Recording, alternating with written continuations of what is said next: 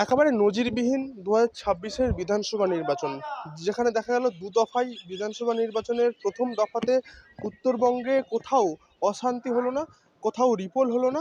সেই জায়গায় দক্ষিণ চব্বিশ পরগনা এবং সহ পুরো দক্ষিণবঙ্গের মূলত দক্ষিণ চব্বিশ পরগনাতেই তিনটে কেন্দ্র নিয়ে সংশয় তৈরি হলো এবং প্রশ্নচিহ্ন উঠল যে তিনটে বিধানসভায় আদেও কী ঘটনা ঘটেছিল। এবং ইতিমধ্যেই দুটোই বিধানসভায় ডায়মন্ড হারবার এবং মগরাহাট পশ্চিমের রিপোল শুরু হয়ে গেছে। आज চলছে রিপোল। ये तो होना ही था, ये तो होना ही था।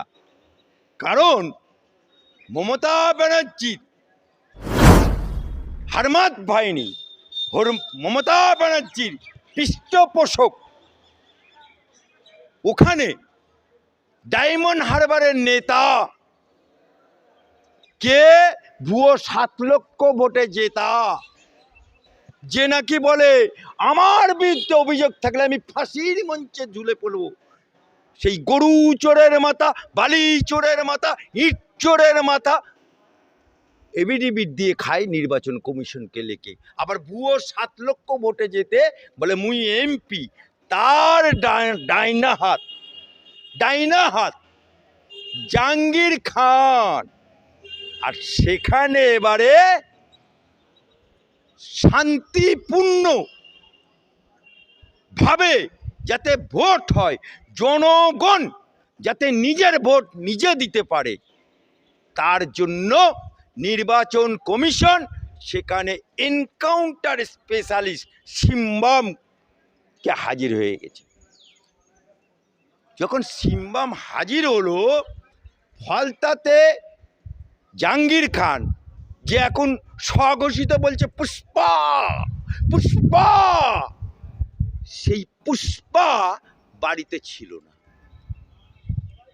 একটা কহাবত আছে, রাজা চলে বাজার মে, রাজা চলে বাজার মে কুত্তা কো ভুকনে দো। সিম্বাম যখন ওর বাড়িতে সামনে গিয়ে বলল কাহা হ্যায় রে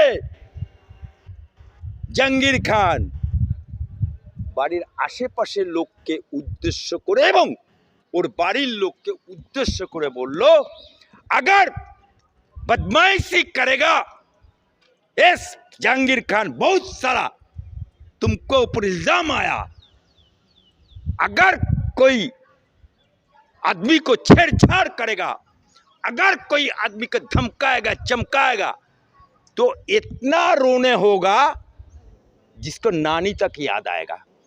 ওর পরেই আবার জাহাঙ্গীর খান পরে বক্তব্য দিচ্ছে, মুই ছিলুমনি, মুই প্রার্থী, মুই মিটিং করছিলাম, ও সিঙ্গম मैं तो पुष्पा हूँ, झुकेगा नहीं, झुकेगा नहीं। झुकेगा कहाँ? झुकेगा अभिषेक बनर्जी का पाय का नीचे। झुकेगा कहाँ? झुकेगा ममता बाबू का पाय का नीचे। किस क्यों? এই জাহাঙ্গীর খান ছিল একটা ফেরিওয়ালা, ওই গ্যাস বেলুন বিক্রি করে, দেখেন না মেলাতে মেলাতে। এই পুষ্পা সিপিএম এর আমলে বোমাত্ম, সিপিএম এর ওর নেতা ছিল রেজ্জাক মোল্লা।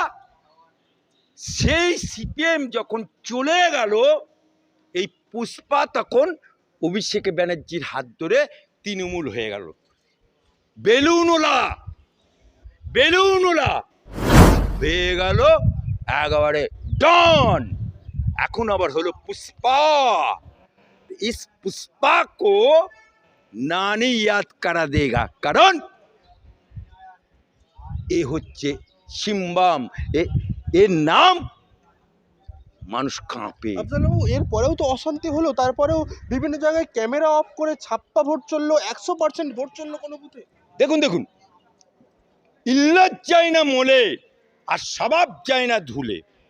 আপনি কুত্তা কা লেজ যদি কোনো মাইকে লাল আমাকে দেখিয়ে দিতে পারে যে কুত্তার লেজ বেঁকা আছে, সোজা করে দিতে পারবে, আমি অ্যাডভোকেট আলী আব্দুল চাঁদ তাকে লক্ষাধিক টাকা পুরস্কার ঘোষণা করব। হ্যাঁ, সোজা হবে, যতক্ষণ ঢেলা বেঁধে সোজা রাখবে ততক্ষণ। ঢেলা খুলে নেবে, আবার কুত্তা কার লেজ আবার বেঁকে যাবে।